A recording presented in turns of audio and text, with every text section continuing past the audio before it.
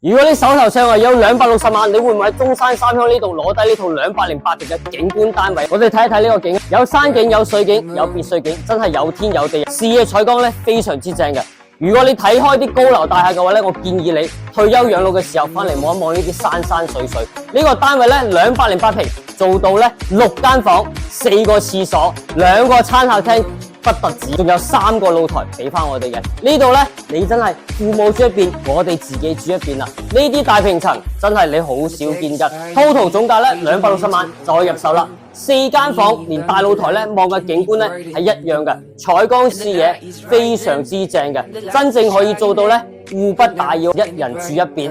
嗱，手頭上呢有40萬，你就入手呢啲單位啦。我哋附近呢10分鐘去翻我哋嘅順昌廣場同埋1+1咧都係 OK 嘅，樓下咧仲有鋪頭啊，一啲簡單生活配套咧都完全冇問題嘅。呢邊咧而且仲係做到好似專梯入戶咁樣嘅喎啦。睇完一邊，我哋再睇另外一邊啦。咁呢度咧係2個單位打通嘅，單位咧係104平。如果你唔要咁大個單位，你可以單間揀一套104平嘅3房2廳2衛，望嘅景觀咧係完全一模一樣嘅。嗱，呢一間主人房你就睇一睇啦。